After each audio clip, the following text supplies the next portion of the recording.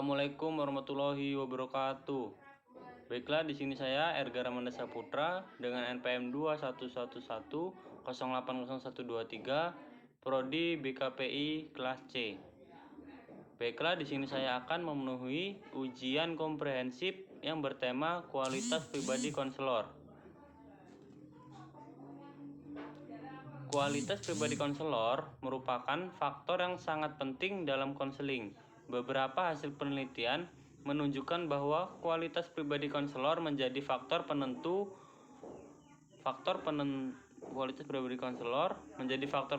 bagi pencapaian konseling yang efektif.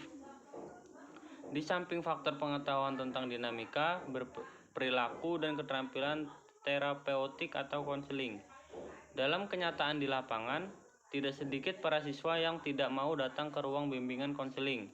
Bukan karena guru pembimbing yang kurang keilmuan dalam bidang bimbingan, tetapi karena mereka memiliki kesan bahwa pembimbing tersebut bersifat judes atau kurang ramah. Berdasarkan hal tersebut, maka dalam rangka mempersiapkan para calon konselor atau guru pembimbing, pihak lembaga yang bertanggung jawab dalam pendidikan para calon konselor tersebut dituntut untuk memfasilitasi perkembangan pribadi mereka yang berkualitas yang dapat dipertanggungjawabkan secara profesional.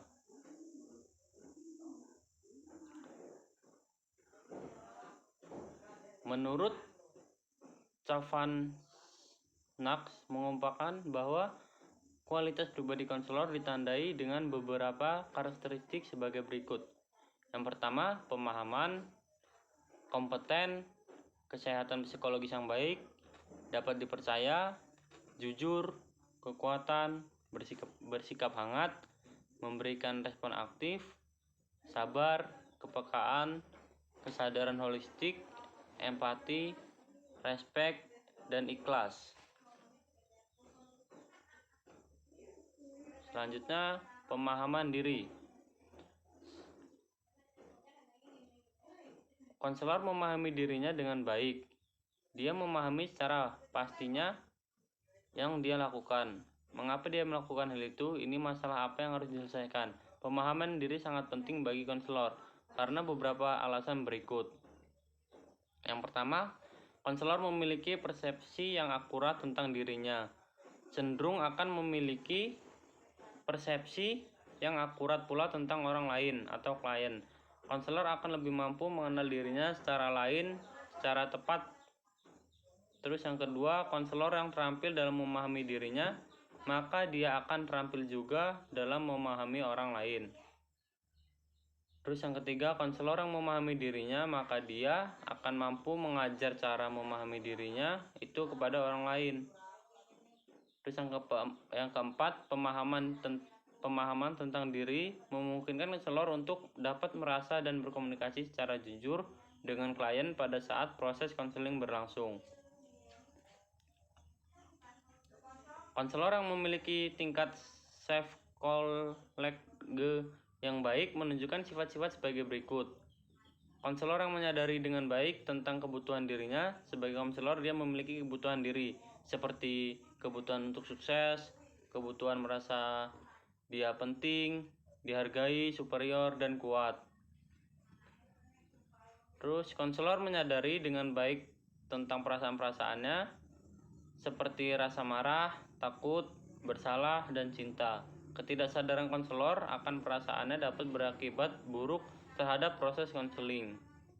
Yang ketiga, konselor menyadari tentang apa yang membuat dirinya cemas dalam konseling dan apa yang menyebabkan dirinya memperlakukan pertahanan diri dalam rangka mereduksi kecemasan tersebut. Yang keempat, konselor memahami atau mengakui kelebihan atau kekuatan atau kelemahan kekurangan dirinya. Selanjutnya, kompeten. Yang dimaksud kompeten di sini adalah bahwa konselor itu memiliki kualitas fisik, intelektual, emosional, sosial, dan moral sebagai pribadi yang berguna. Kompetensi sangatlah penting bagi konselor, sebab klien yang dikonseling akan belajar dan mengembangkan kompetensi-kompetensi yang diperlukan untuk mencapai kehidupan yang efektif dan bahagia. Dalam hal ini, konselor berperan untuk mengajar kompetensi-kompetensi tersebut kepada klien.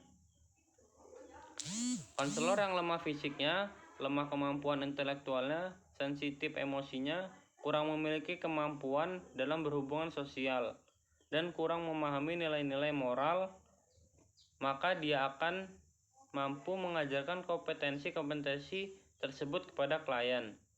Satu hal penting membedakan hubungan persahabatan dengan hubungan konseling adalah kompetensi yang dimiliki konselor.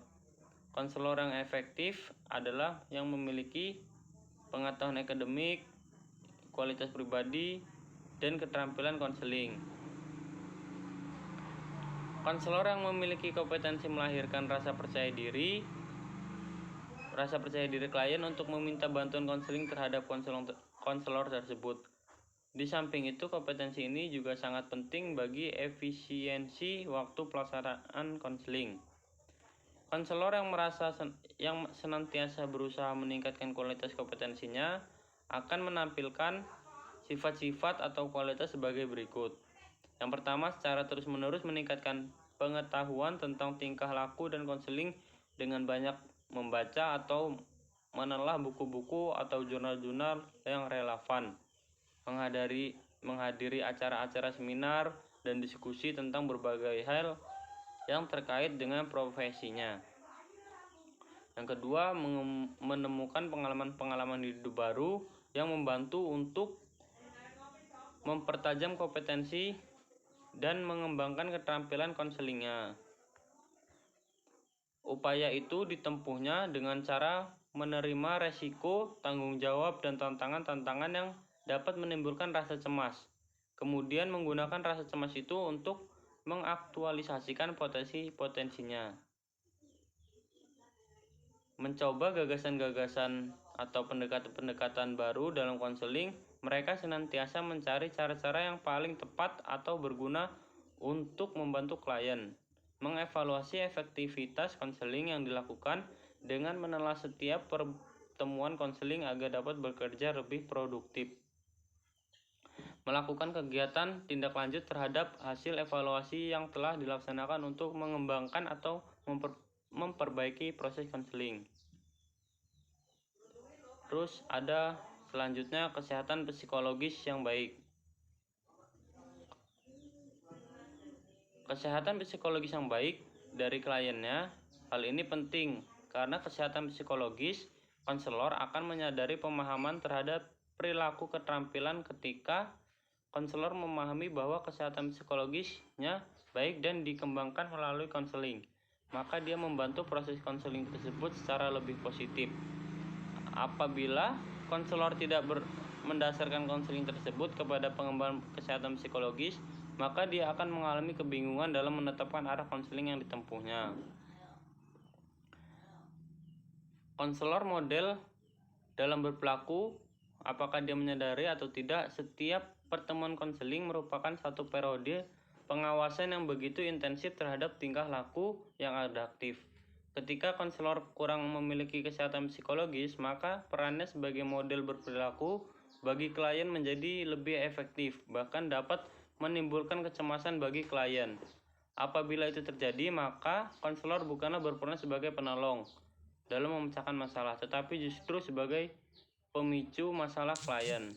Kesehatan psikologis konselor yang baik sangat berguna bagi hubungan konseling, karena apabila konselor kurang sehat psikisnya, maka dia akan terkontaminasi oleh kebutuhan-kebutuhan sendiri, persepsi yang subjektif, nilai-nilai yang keliru, dan kebingungan.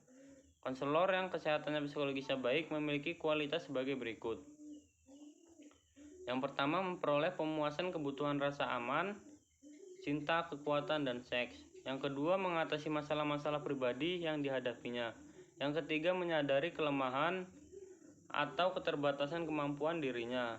Dan yang keempat, tidak hanya berjuang untuk hidup, tetapi juga menciptakan kehidupan yang lebih baik.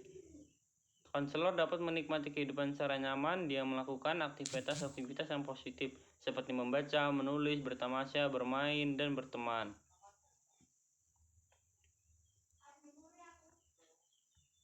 Selanjutnya ada dapat dipercaya. Kualitas ini berarti konselor itu tidak menjadi ancaman atau penyebab kecemasan bagi klien. Kualitas konselor dapat dipercaya sangat penting dalam konseling karena beberapa alasan, yaitu sebagai berikut. Yang pertama, esensi tujuan konseling adalah mendorong klien untuk mengemukakan masalah dirinya yang paling dalam. Dalam hal ini, klien harus merasa bahwa konselor itu dapat memahami dan mau menerima curahan hatinya dengan tanpa penolakan. Jika klien tidak memiliki rasa percaya ini, maka rasa frustasilah yang menjadi hasil konseling. Yang kedua, klien dalam konseling perlu mempercayai karakter dan motivator konselor. Artinya klien percaya bahwa konselor mempunyai motivasi untuk membantunya. Yang ketiga, apabila klien dapat menerima dan kepercayaan dari konselor, maka akan berkembang dalam dirinya sikap percaya terhadap dirinya sendiri. Terus konselor yang dapat dipercaya cenderung memiliki kualitas sikap dan perilaku sebagai berikut. Yang pertama, memiliki pribadi yang konsisten, dapat dipercaya oleh orang lain, baik ucapannya maupun perbuatannya. Yang ketiga, tidak pernah membuat orang iri atau membuat klien kecewa atau kesal. Yang keempat, bertanggung jawab, mampu merespon orang lain secara utuh, tidak ingkar janji, dan mau membantu secara penuh.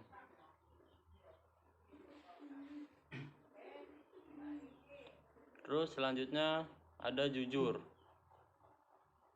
Yang dimaksud jujur ini adalah bahwa konselor itu bersikap transparan atau terbuka, autentik dan asli. Sikap jujur ini penting dalam konseling karena alasan-alasan sebagai berikut. Yang pertama, sikap keterbukaan memungkinkan konselor dan klien untuk menjalin hubungan psikologis yang lebih dekat satu sama lainnya di dalam proses konseling. Konselor yang menutup atau menyembunyikan bagian-bagian dirinya terhadap klien dapat menghalangi terjadinya relasi yang lebih dekat. Kedekatan hubungan psikologis sangat penting dalam konseling sebab dapat menimbulkan hubungan yang langsung dan terbuka antara konselor dan klien. Apabila terjadi ketertutupan dalam konseling, dapat menyebabkan rintangan perkembangan klien. Yang kedua, kejujuran memungkinkan konselor dalam memberikan umpan balik secara objektif kepada klien. Konselor yang jujur memiliki karakteristik sebagai berikut. Bersifat kongruen, artinya sifat-sifat yang dirinya dipersepsikan oleh dirinya. Terus yang kedua, memiliki pemahaman yang jelas tentang makna kejujurannya. Terus selanjutnya ada kekuatan. Kekuatan atau kemampuan konselor sangat penting dalam konseling, sebab hal itu klien akan merasa aman. Klien memandang konselor sebagai orang yang tabah dalam menghadapi masalah, dapat mendorong klien untuk mengatasi masalahnya, dan dapat mengulangi kebutuhan dan masalah pribadi.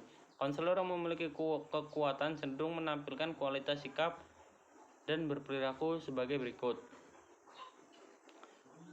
Yang pertama, dapat membuat batasan waktu yang pantas dalam konseling. Yang kedua, bersifat fleksibel. Dan yang ketiga, memiliki identitas diri yang jelas. Terus selanjutnya ada bersifat hangat. Yang dimaksud bersifat hangat itu adalah ramah, penuh perhatian, dan memberikan kasih sayang klien yang datang meminta bantuan konselor. Pada umumnya, yang kurang mengalami kehangatan dalam hidupnya sehingga dia kehilangan kemampuan untuk bersikap ramah, memberikan perhatian dan kasih sayang melalui konseling. Klien ini mendapatkan rasa hangat tersebut dan melakukan sharing dengan konselor. Apabila hal itu diperoleh, maka klien dapat mengalami perasaan yang nyaman. Selanjutnya ada responsif. Keterlibatan konselor dalam konseling bersifat dinamis, tidak pasif. Melalui respon yang aktif, konselor dapat mengomunikasikan perhatian dirinya terhadap kebutuhan klien. Di sini konselor mengajukan pertanyaan yang tepat, memberikan umpan balik yang bermanfaat, memberikan informasi yang berguna, mengungkapkan gagasan-gagasan baru, berdiskusi dengan klien tentang cara mengambil keputusan yang tepat, dan membagi tanggung jawab dengan klien dalam proses konseling. Selanjutnya ada sabar. Melalui kesabaran, konselor dalam proses konseling dapat membantu klien untuk mengembangkan dirinya secara alami. Sifat sabar konselor menunjukkan lebih memperhatikan lirik lain daripada hasilnya. Konselor yang sabar cenderung menampilkan kualitas sikap dan perilaku yang tidak tergesa-gesa. Terus ada kepekaan. Kualitas ini berarti bahwa konselor menyadari tentang adanya dinamika psikologis yang tersembunyi atau sifat-sifat mudah tersinggung, baik pada diri klien maupun dirinya sendiri. Klien yang datang untuk meminta bantuan konselor pada umumnya tidak menyadari bahwa masalah yang sebenarnya mereka hadapi, bahkan ada yang tidak menyadari bahwa dirinya bermasalah. Pada diri mereka hanya nampak gejala-gejala, sementara yang sebenarnya tertutup oleh perilaku pertahanan dirinya. Terus ada kesadaran holistik. Pendekatan dalam konseling berarti bahwa konselor memahami klien secara utuh dan tidak mendekati secara sepihak. Namun berikut bukan berarti bahwa konselor sebagai seorang ahli dalam segala hal. Di sini menunjukkan bahwa konselor perlu memahami dirinya, memahami adanya berbagai dimensi yang menimbulkan masalah klien, dan memahami bagaimana dimensi yang satu memberi pengaruh terhadap dimensi yang lainnya. Dimensi-dimensi itu meliputi fisik, intelektual, emosi, sosial, seksual, dan moral spiritual. Terus selanjutnya ada empati. Empati merupakan kepribadian dasar dari seorang konselor untuk menjadi konselor yang efektif. Empati ini akan mendorong motif altruistik sebagai profesi penolong. Konselor hendaknya mengembangkan kepribadian sesuai dengan karakteristik yang sesuai profesi penolong. Konselor terutama pemula perlu berlatih oleh rasa agar mempunyai kemampuan empati yang baik sehingga memahami secara cepat dan peka terhadap perasaan klien. Terus selanjutnya ada respect atau hormat. Respect atau hormat merupakan salah satu kualitas pribadi yang harus dimiliki oleh konselor. Konselor yang menghargai konselingnya akan membuat konseling merasa terbuka dan jujur dalam menceritakan masalahnya. Kualitas pribadi konselor sangat penting karena mengaruhi keberhasilan proses konseling. Konselor yang memiliki kualitas pribadi yang baik dapat membangun hubungan yang efektif dengan konselingnya. Selanjutnya ada ikhlas. Ikhlas menurut konselor pribadi mencerminkan niat tulus dan membantu klien tanpa mengharapkan ketidakseimbangan atau pengakuan. Ikhlas berarti melakukan tugas konseling semata-mata untuk mendekatkan diri kepada Allah dan memberikan manfaat bagi orang lain. Untuk mendekatkan diri kepada Allah dan memberikan manfaat bagi orang lain. Dalam konteks ini konselor harus menjaga kemurnian niat agar interaksi dengan klien bersih dari kepentingan pribadi atau ria. Dengan sikap ikhlas, konselor dapat menciptakan lingkungan yang mendukung dan menenangkan klien, serta meningkatkan efektivitas proses konseling. Baiklah, sekian presentasi dari saya. Mohon maaf apabila banyak kesalahan. Kepada Allah saya mohon ampun. Wabillahi taufiq wal hidayah. Wassalamualaikum warahmatullahi wabarakatuh.